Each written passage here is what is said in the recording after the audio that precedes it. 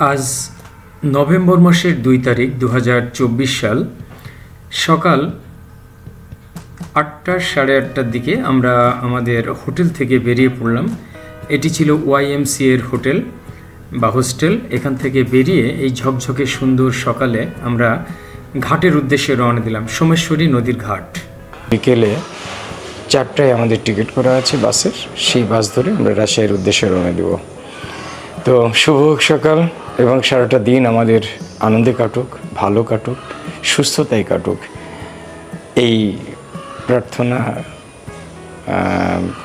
করছি। প্লাস আপনারাও আমাদের জন্য অবশ্যই দোয়া করবেন যেন আমরা ভালো থাকি। আল্লাহ হাফিজ।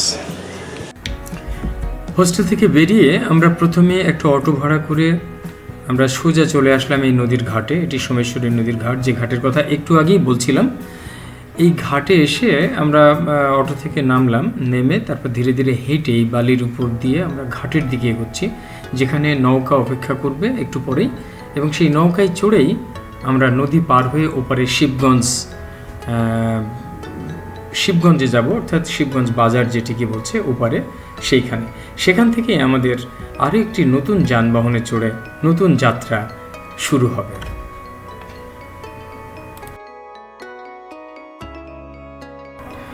আমাদের সামনে যে বিস্তীর্ণ ভূখণ্ড দেখছি, এটি মূলত নদী এবং নদীর চর। এটি বর্ষাকালে পানিতে ভর্তি হয়ে যায়, অধিকাংশ সময় পানি থাকে। এবং মজার ব্যাপার সেটি হলো, এটি যেহেতু একদম সন্নিকটে মেঘালয় পাহাড় থেকে এই নদীটি নেমে আসে, সুতরাং বর্ষাকালে এর রূপ হয় অসাধারণ সুন্দর। এখন নদীতে পানি নেই, তাই নদীর মাঝখানে চর পড়ে আছে।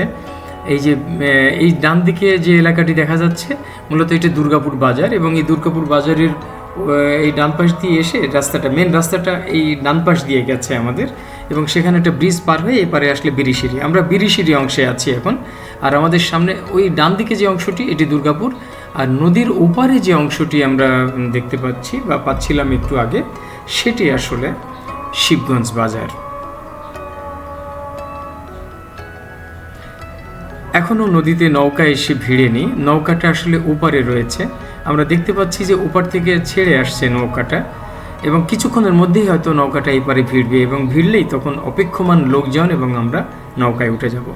ততক্ষণে পাশের টি স্টল থেকে আমরা একটু সোমেশ্বরী নদীর পানির রং সবুজাভ, নীল নয়, কি চমৎকার সবুজ রঙের পানি।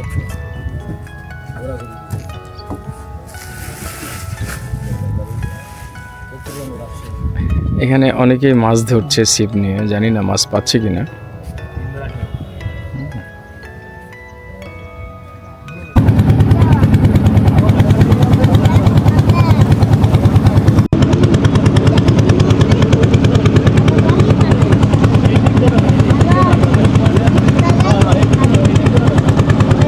আমাদের নৌকা ছেড়ে দিয়েছে, আমরা নদী পার হওয়ার জন্য নদীর উপরে অবস্থান করছি, নৌকার উপরে। আলাউদ্দিন সাহেব এখানে বসে আছেন, জহির আছে একটু পিছনে, উনি আবার সোশ্যাল ওয়ার্কে ব্যস্ত। যাই হোক, চলে এসছে অল্প একটু ছোট্ট নদী আমাদের। নদী বড়, পানি ছোট, রাইট।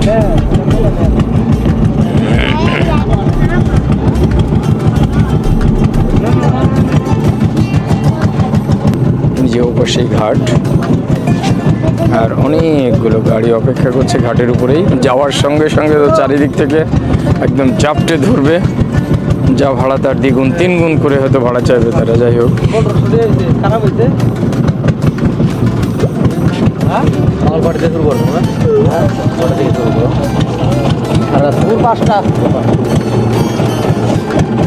এখন এটা বললেন তাহলে আমরা তাহলে বললে ভালো লাগছে যে আমরা যদি পোষাতে আর যদি না পোষাতে তো আমরা ইচ্ছা করি না। এটা তো আসলে কত চাচ্ছেন, কত লাস্ট বল কত চাচ্ছেন বলেন, একদম ফাইনাল বলেন। আমি একদম 700 টাকা দিতে পারি। 700 টাকা অনেক বেশি, 700 টাকা দেওয়া যাবে না।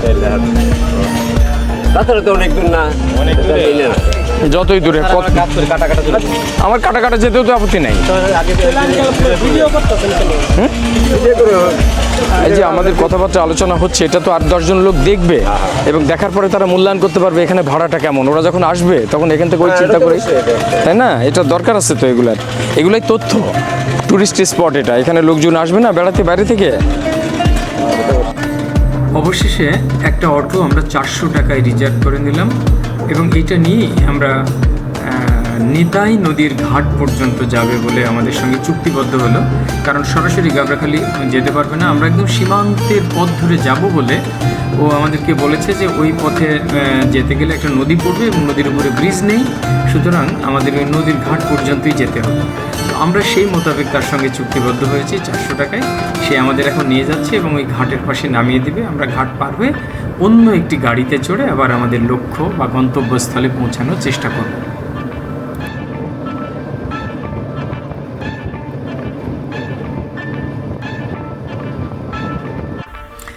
কিছু দূর আসতেই আমাদের চোখে আবার সামনে ভেসে উঠল সেই গারো পাহাড়। এই গারো পাহাড়ের নীলচে মায়ায় আবদ্ধ হয়ে আমরা আজকে 2 দিন থেকে শুধু পথে থেকে পথেই ঘুরে বেড়াচ্ছি। এবং এই যে যখনই ঘুরছি ফিরছি চোখের সামনে হঠাৎ করে করে এসে হাজির হচ্ছে এই গারো পাহাড় এবং পথের বাঁকে আবার কোথাও যেন একটু দূরে সরে যাচ্ছে, আবার ঘুরছি ফিরছি আবার সামনে এসে হাজির হচ্ছে। এ এক অদ্ভুত মায়া। সারাক্ষণ মনে হয় এই পাহাড়টা অতিক্রম করে যদি ওপারে চলে যেতে পারতাম তাহলে কি নতুন একটি জায়গা দেখে আরও বেশি মজা পেতাম, কিন্তু আমরা যেতে পারছি না। তাই গারো পাহাড়ের পাদদেশ দিয়ে এই ফসলের জমি আর চির সবুজের মাঝ দিয়ে আমাদের পথ চলা, আর তাতেই আমাদের পরিতৃপ্তি।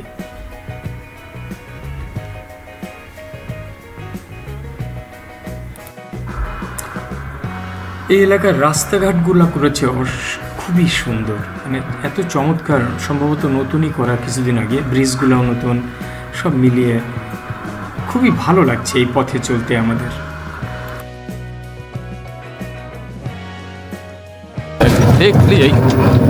দেখলেই প্রাণটা জড়িয়ে যায় না? কি অসাধারণ দৃশ্য।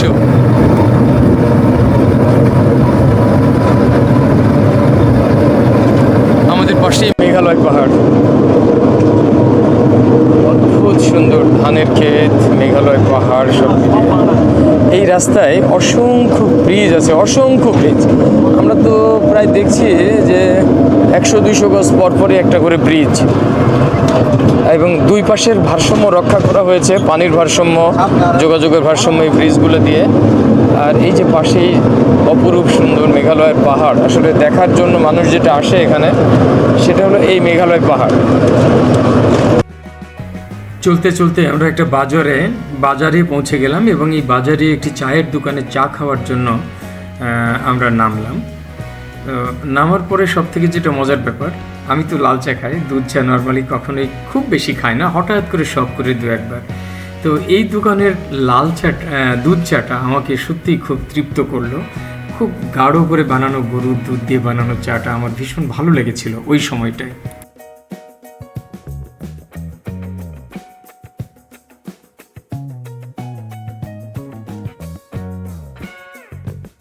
ভালো চা দাও। চিনি ছাড়া 2টা আর একটা হালকা চিনি, সব চিনি দিয়ে। আচ্ছা হবে ফাইন, হবে বলেছেন, হবে ফাইন। দুধ তো ভালোই আছে। পুকুরটা কি সুন্দর। হ্যাঁ চিনি ছাড়া 2টা। এই যে ভাইকে পেয়েছি, ভাই বলি। কত আপনার বয়স কেমন? 60। আমি 57 চলছে আমার, 57 না আমার ওই 57, হ্যাঁ 2 বছর ওই আপনার কাছাকাছি। আপনি ভাই, বড় ভাইয়ের মতোই। আসলে স্থানীয় লোকজনের সঙ্গে গল্প করতে, কথা বলতে ভীষণ ভালো লাগে। অনেক তথ্য পাওয়া যায় যেগুলা নর্মালি আমরা পাই না।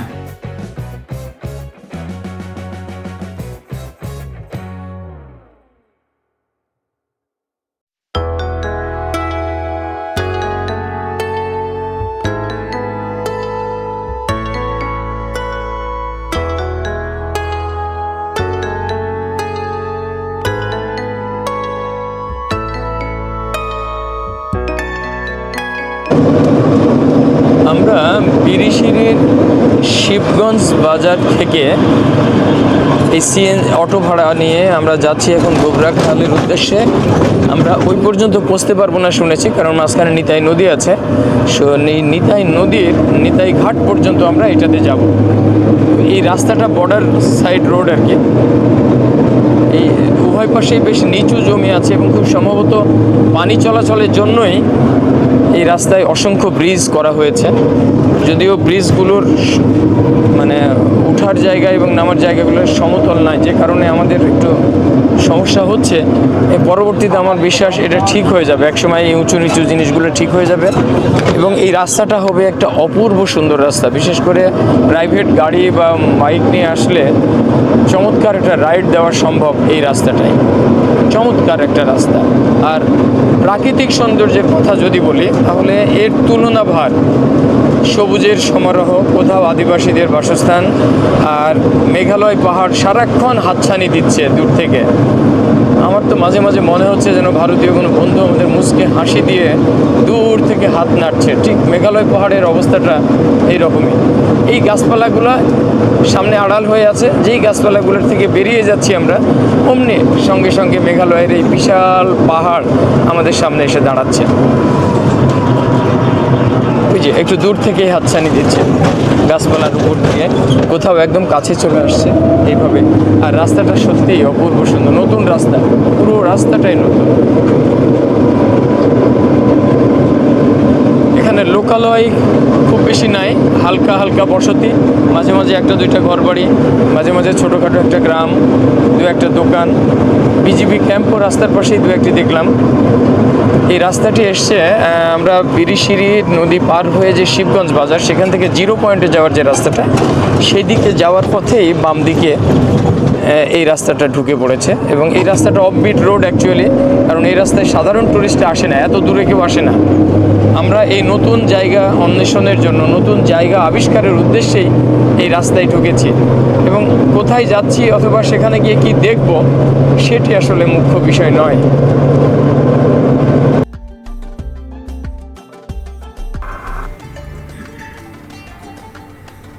মূলত এই রাস্তাটি একটি ভ্রমণের জায়গা। রাস্তা দিয়ে গন্তব্যে পৌঁছে কি দেখব, কোথায় যাব সেটা মুখ্য বিষয় নয়, সেটি আগেও বলেছি।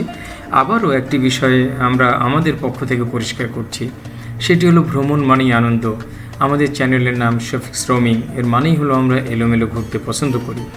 এবং এই যে পথটি, যে পথে অনেকেই হয়তো আসেনি বা আসবে ভবিষ্যতে, কিন্তু এই পথ দিয়ে কোথায় যাবে, কি দেখবে, সে তার থেকে অনেক বেশি বড় ব্যাপার সেটি হলো এই রাস্তার দুপাশের সৌন্দর্য।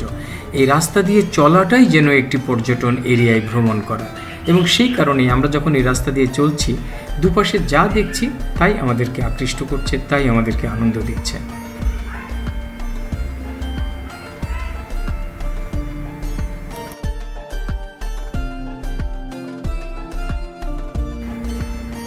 দেখতে দেখতে আমরা আমাদের গন্তব্যে পৌঁছে গেলাম।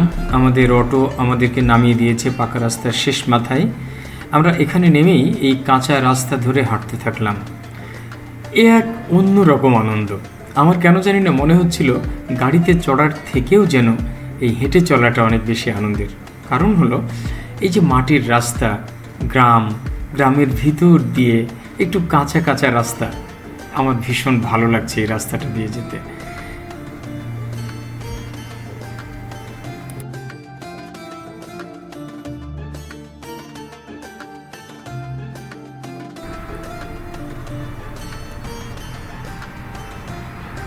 এই রাস্তা দিয়ে চলতে কোনো কষ্ট হবে না, বরং পায়ের নিচে নরম নরম মাটির একটি অদ্ভুত ছোঁয়া আপনি পাবেন।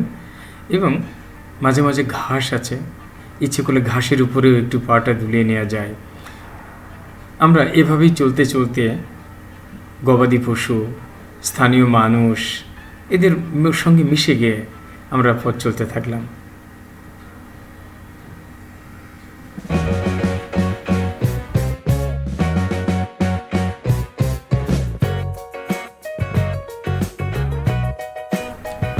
এমনিভাবে চলতে চলতে গল্প করতে করতে আমরা একদম নদীর ঘাটে এসে পৌঁছে গেলাম। আমাদের সামনে নিতাই নদী। এই নদীটি নেমে এসছে মেঘালয়ের পাহাড় থেকে। এখানে অদ্ভুত একটি বাঁশের সাঁকো বানানো আছে। অনেক আগে আমাদের এলাকায় গ্রামে এই সমস্ত রাস্তা আমরা দেখতাম বিভিন্ন জায়গায়, কিন্তু এখন শহরে বাস করতে গিয়ে এই সাঁকোগুলোর আর খুব একটা সন্ধান পাই না। তো আজকে হঠাৎ করে এই সাঁকোটি পেয়ে আমরা ভীষণ উৎফুল্ল, ভীষণ ভালো লাগছিল। সাঁকোর উপর দিয়ে হড়মড় করে মোটরসাইকেল চলে গেল। একটু আগে মনে হয় একটা অটোকেও যেতে দেখলাম। এরপরে আমরা হেঁটে হেঁটে এই সাঁকোটি পার হচ্ছি। নিতাই নদীর ডান দিকে আপনারা একটু আগে দেখছিলেন পাহাড়, এবং এই পাহাড় থেকেই নদীটি নেমে এসেছে, যেটি গারো পাহাড় তথা মেঘালয়ের পাহাড়।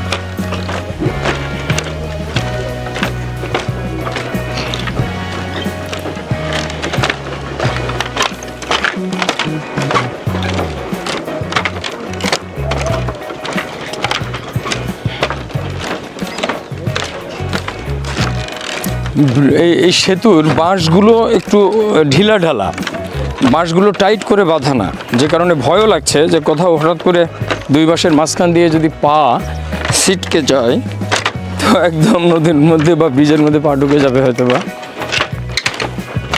আমরা ব্রিজের একদম শেষ প্রান্তে চলে এসেছি আর কি।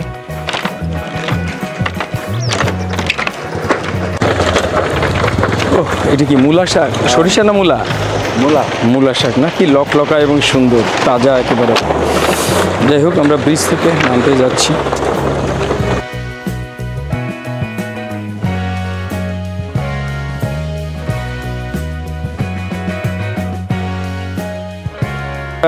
নেতাই সেতু পাড়ি দিয়ে আমরা এইখানে এসে এই মোড়ের উপরে এই অটোটা পেলাম। এই অটোটা নিয়ে আমরা এখন গাবড়াখালি যাব।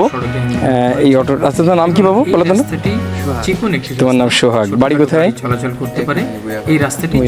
আচ্ছা ঠিক আছে, তোমার সঙ্গে তাহলে আমরা যাচ্ছি ওই পর্যন্ত। আর পর্যটন কেন্দ্রে আমরা আর কিছুক্ষণের মধ্যেই সেখানে পৌঁছে যাব। হ্যাঁ, আমরা পৌঁছে গেছি এবং আমরা দেখতে পাচ্ছি চেকপোস্ট, অর্থাৎ এখানে টিকিট কাউন্টার। এই টিকিট কাউন্টার থেকেই টিকিট কেটে নিয়ে আমাদের ভিতরে ঢুকতে হবে। 30 টাকা করে টিকিট জনপ্রতি।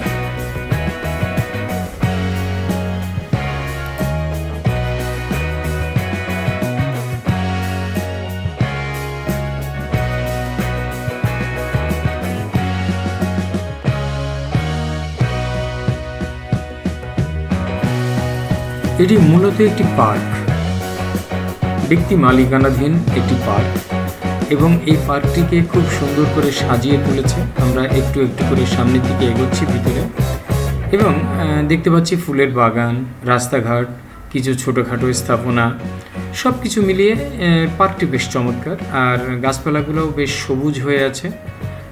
আমরা অন্যান্য পার্ক যেমন হয়, এই পার্কটিও ঠিক সেই রকমই, কিন্তু এর বিশেষত্ব হলো এটি একদম ইন্ডিয়ার সীমান্তে, এবং আমাদের অজানা বলেই জায়গাটি আমাদের কাছে অনেক বেশি সুন্দর বলে মনে হচ্ছিল।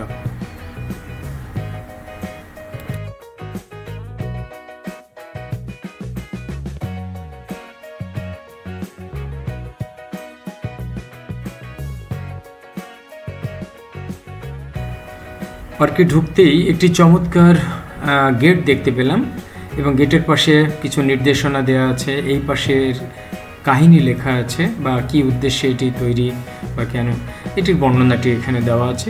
বেশ ভালো লাগলো। একটি সার্টিফিকেটের আদলে, যেটি আর্টিস্টিক কায়দায় এখানে বসানো হয়েছে, আমাদের স্বাগত জানাচ্ছে। এবং সবশেষে এই বিছানো রাস্তা দিয়ে আমরা গেট অতিক্রম করে একদম পার্কের ভিতরের দিকে ধীরে ধীরে ঢুকে যাচ্ছে।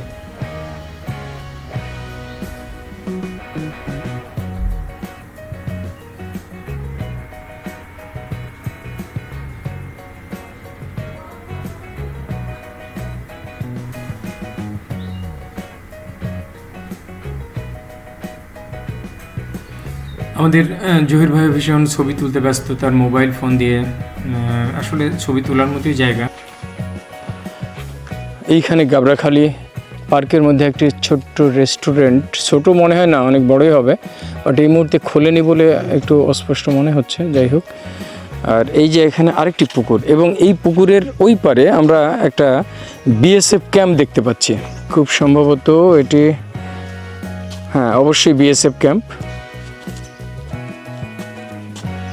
সোজা ওপারে হলুদ রঙের সিটে ফুটে একটু রং হয়তো দেখা যাবে, আমরা খালি চোখে খুব ভালো দেখতে পাচ্ছি।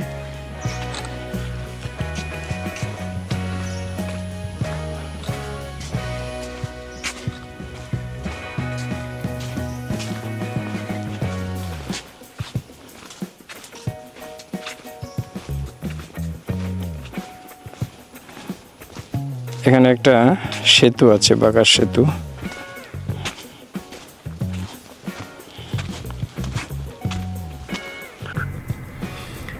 এই জায়গাটি ভীষণ ভীষণ সুন্দর। ব্রিজ থেকে বামের দিকে একটু সামনে তাকালেই পানির মধ্যে সামনের পাহাড়ের গাছপালাগুলোর অবয়ব দেখা যাচ্ছিল।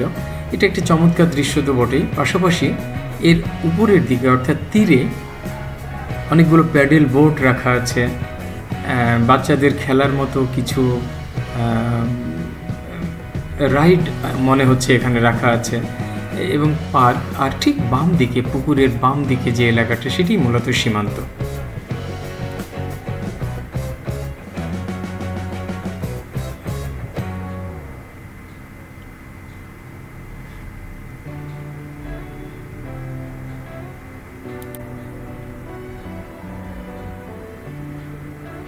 এই যে বাম দিকে পুকুরের ঠিক পাড়েই যে ধানের জমিটি দেখলেন, এই ধানের জমিটি বাংলাদেশের, বাট এই জমির মাঝখান দিয়েই সীমান্ত এলাকা, সীমান্ত রেখা চলে। গাবড়াখালী পর্যটন কেন্দ্র লেখা এই জায়গাটা। এখানে একটি ঝর্ণাও হয়তো দিনের বেলা থাকে, এই মুহূর্তে ঝর্ণাটি নেই। আর এই দিক দিয়ে যে সিঁড়িটা, এই সিঁড়ি বেয়ে কিন্তু একদম মাথার উপরে উঠে যাওয়া যায়। ওখানে একটি ঘরও দেখতে পাচ্ছি আমরা, ছোট্ট বসার জায়গা সম্ভবত, এবং ওইখানে বসে একটু সময় টময় হয়তো কাটানো যায়। আসলে জায়গাটা ভালো, ছায়া ঘেরা, নয়নাভিরাম, দুটো পুকুর আছে বেশ বড় বড়, পাশে ইন্ডিয়ান সীমান্ত, একেবারে সীমান্ত লাগোয়া, মাঝখানে শুধু একটা জমি। এই জমিটি পাড়ি দিলেই জাস্ট তার কাটার বেড়া, অর্থাৎ ওপারে ইন্ডিয়ান সীমানা আমরা একদম হাতের নাগালে দেখতে পাচ্ছি। এই যে এই লাইন ধরে নিচে একটু উঁচু যে নিচু লাইনটা, সেটি হলো সীমান্ত। এবং 2 স্তরের পাহাড় দেখা যাচ্ছে এখানে, প্রথমে একটা ছোট, তারপরে অপেক্ষাকৃত বড়, পুরোটাই মেঘালয় পাহাড়।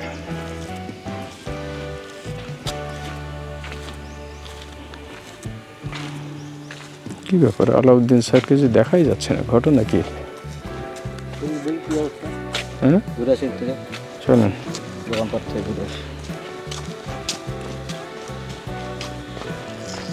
হালুয়া ঘাট পার্কের মধ্যে সামনেই কিছু দোকান দেখতে পাচ্ছিলাম আমরা ধীরে ধীরে এগিয়ে গেলাম এই দোকানের দিকে, এবং খেয়াল করলাম বেশ কিছু ভারতীয় পণ্য দেখা যাচ্ছে। আমরা তার দাম জিজ্ঞেস করলাম তার কাছে। আচ্ছা, আমাকে একটু শুধু আপনি ওখান থেকে বললে, হারমোনি সাবানের দাম কত? হারমোনি 20 টাকা পিস। হারমোনি 20 টাকা। এই যে হারমোনি, এইটা হলো হারমোনি, 20 টাকা পিস। ডাব ছোটটা বললেন কত? 30 টাকা। 20 30 30 টাকা। ডাব বড়টা? তারপরে এটা হইছে মাঝারি, এটা 50 টাকা, 50 আর এটা টাকা। হইছে 110 টাকা। আচ্ছা ফাইন। পিয়ার্স? পিয়ার্স এটা 30, এটা 50, এটা 110। ওকে। এই ভিভেল?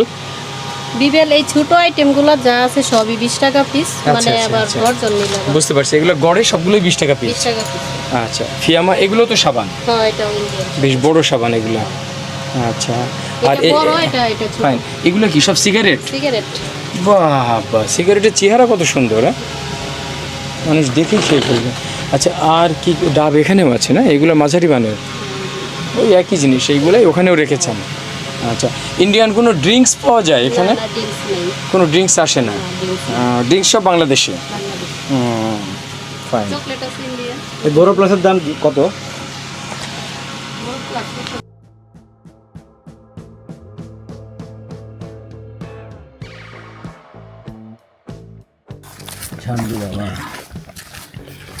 আমরা এখন পাহাড়ে উঠতে যাচ্ছি। এই যে পাহাড়, আমরা এরপরে ধীরে ধীরে এই সামনের সিঁড়ি বেয়ে পাহাড়ে ওঠার চেষ্টা করতে থাকলাম, এবং এটি আসলে পাহাড় বলা ঠিক না, এটি টিলা। কিন্তু আমাদের কাছে এইটুকু উঠতে বেশ কষ্ট হচ্ছিল, সেটা আপনারা একটু পরেই বুঝতে পারবেন আমাদের অবস্থা দেখে। যাই হোক, আমরা সিঁড়িগুলো বেয়ে বেয়ে, রঙিন সিঁড়িগুলো দেখতে বেশ ভালো লাগছিল, বাচ্চাদের খেলার মতো, কিন্তু আমরাও ভীষণ মজা পাচ্ছিলাম।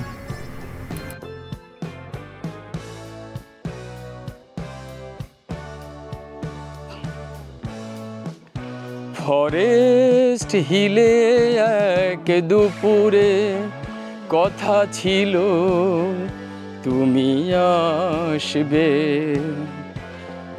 সব চোখ ফাঁকি দিয়ে বুকে ভালো বাসা নিয়ে আসবে, আমায় ভালোবাসবে।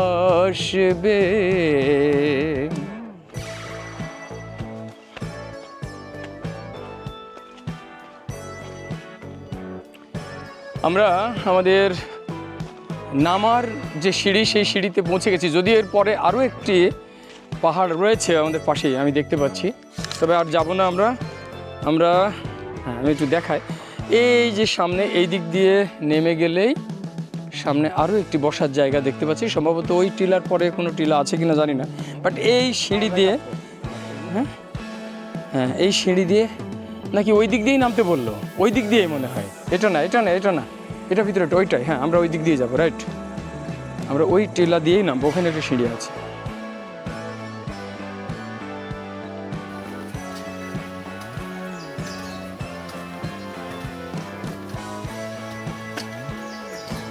আর কত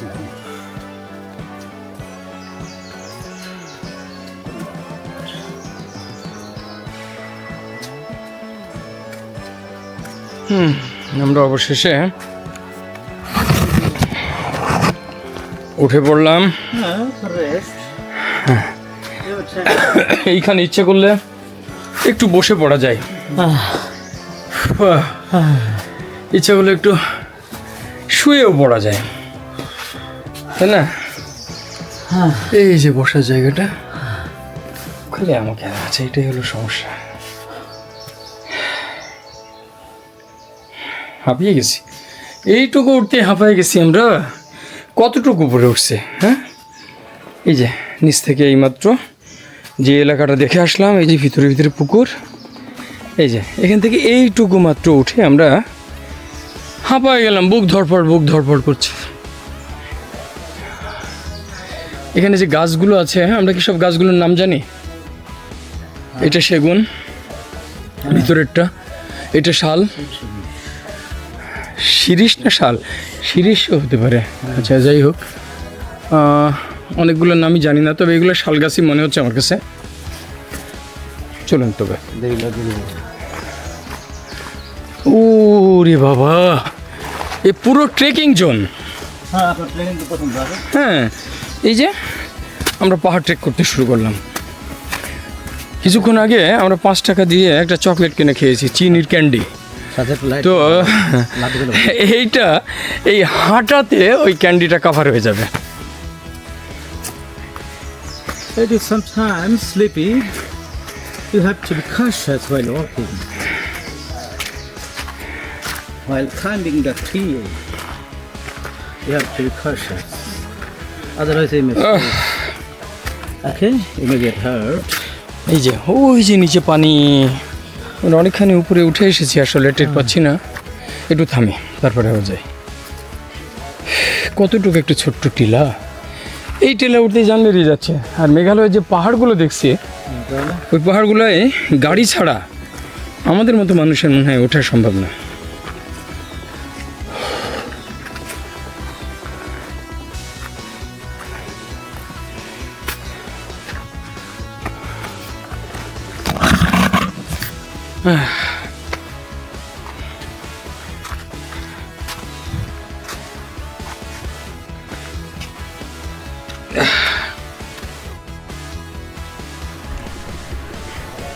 নিচ থেকে দেখে খুব ছোট্ট টিলাই মনে হচ্ছিল, কিন্তু পাহাড়ে উপরে উঠার পরে বা টিলার উপরে উঠার পরে আমাদের মনে হলো যেন এই ভ্রমণে, অর্থাৎ এই পার্কটি বেড়াতে এসে আমাদের রীতিমতো একটা ট্রেকিং হয়ে গেল এবং এক ধরনের প্র্যাকটিস বলা যেতে পারে, যা দেখে অনুমান করা যায় যে আমরা এরপরে বড় ট্রেকিংটা করতে পারবো কিনা যদি কোথাও ইচ্ছে করে।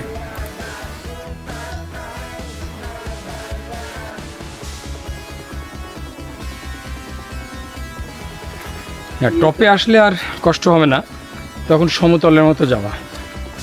জাবাল নূরে যেদিন উঠলাম,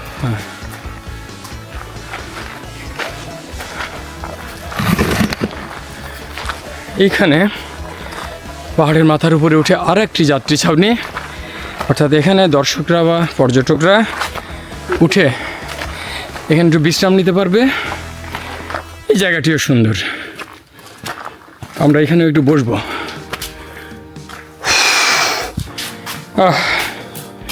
খুব সুন্দর ইয়ে ছাদ। হ্যাঁ, এখানে মাঝখানে একটা টেবিল আছে, খুব সুন্দর। আর এই যে চারপাশে বসার জায়গা। থামেন রে ভাই, আমরা এই যে পাহাড়ের সর্বোচ্চ চূড়ার শেষ বিন্দুতে চলে এসেছি, এখন নামবো। কিন্তু অদ্ভুত ব্যাপার, এখানে এসে চোখ আটকে গেল ইন্ডিয়ান সীমান্ত দেখে। এই যে আমাদের দৃষ্টির নাগালের মধ্যে আমাদের এই পাহাড়ের নিচে একটা ধানের ক্ষেত, তারপরেই যে জায়গাটি দেখতে পাচ্ছি এটি আসলে সীমান্ত। এবং এই সীমান্তেই কাঁটাতারের বেড়া, এটা ক্রস করে আরেকটু দূরে তাকাইলেই আমরা একটা পাহাড়, একটা মোবাইল টাওয়ার সবই দেখতে পাচ্ছি এখান থেকে। খালি চোখে দেখা যাচ্ছে, ক্যামেরা সব আসবে না হয়তো বা। যাই হোক, এই লাইন ধরে সীমান্ত। এবং আমরা নিচ থেকে দেখাচ্ছিলাম এই ডান পাশেই, আমাদের ডান পাশে এই এলাকায় দিয়ে এখানে সোজাসুজি একটা বিএসএফ ক্যাম্প আছে। যাই হোক, আমরা এই দৃশ্যটা দেখে অভিভূত হয়ে, বিমুগ্ধ হয়ে ছবি না তুলে আর পারলাম না। সামনে পুকুর, দুটো পুকুর, অর্থাৎ জোড়া পুকুর আমরা দেখতে পাচ্ছি। এবং এই জোড়া পুকুরের মাঝখান দিয়ে আছে একটি চমৎকার ব্রিজ, আর ব্রিজের উপরেই কালারফুল বাড়ি ঘরগুলোর ছাদ। যদিও সেটি সবই পার্কের মধ্যে, পার্কের বাইরে নয়। যাই হোক, অপূর্ব সুন্দর এই ভিউটা, সেটা যে অ্যাঙ্গেল থেকে যেখান থেকেই দেখি না কেন সুন্দরই। জায়গাটা সুন্দর লাগছে বাস। এই জায়গাটি দর্শন শেষ করে আমরা একটি অটো রিজার্ভ করে বেরিয়ে পড়লাম আমাদের তৃতীয় গন্তব্যের উদ্দেশ্যে। এবং সেটি ছিল এখানকার স্থলবন্দর। চারপাশের পরিবেশ দেখে নিশ্চয়ই বোঝা যাচ্ছে যে এটি স্থলবন্দর এরিয়া, কারণ এখানে মাঝে মাঝে কয়লা স্তূপ করে রাখা আছে, বেশ ফাঁকা ফাঁকা। এগুলো দেখেই বোঝা যায় যে এই এলাকাটা পোর্ট এরিয়া বা ল্যান্ড পোর্ট এরিয়া। তো যাই হোক, আমরা যেতে যেতে কিছুক্ষণের মধ্যেই আমাদের লক্ষ্যে পৌঁছে গেলাম।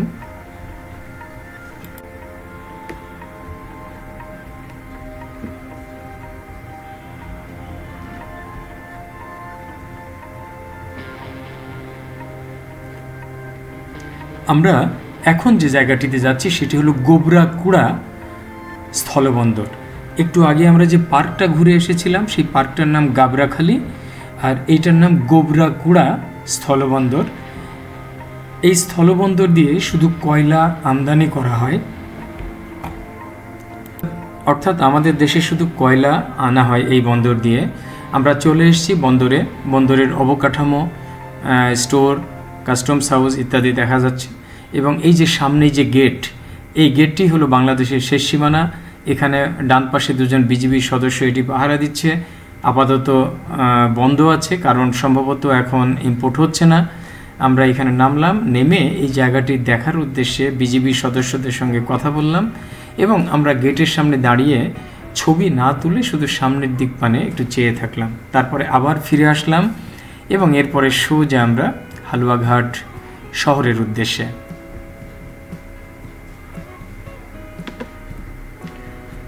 আমরা কিছুক্ষণের মধ্যেই হালুয়াঘাট শহরে ঢুকে পড়লাম।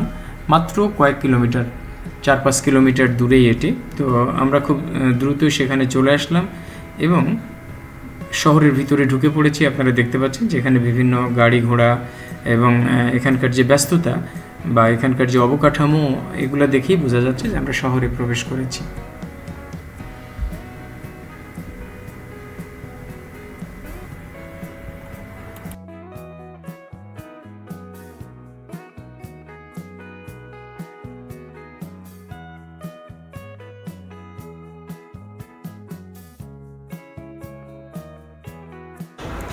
আমাদের পৌঁছতে দুপুর হয়ে গিয়েছিল, তাই খাওয়ার জন্য আমরা একটা রেস্টুরেন্টে ঢুকে নিয়েছি পোলাও, শুরু করলাম। সালাদ, সবজি এবং গরু।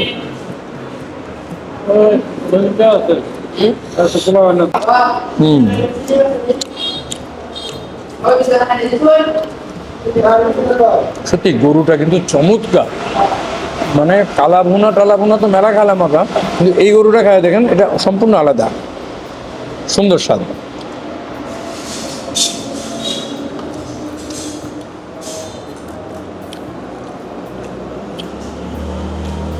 এবং আমারও ময়মনসিংহে গিয়ে ধুলাবালির মধ্যে ওই প্রচলিত জায়গায় খাওয়া থেকে এটা বরং ভালো লাগছে, একটু ফাঁকা সুন্দর জায়গা, নতুন জায়গা। আমরা দ্রুত খাওয়া দাওয়া শেষ করে একটা সিএনজি যোগে সোজা ময়মনসিংহ চলে আসলাম এবং ময়মনসিংহে এসে নেমেই আমরা চলে গেলাম সোজা জয়নুল আবেদিন স্মৃতি সংগ্রহশালার উদ্দেশ্যে।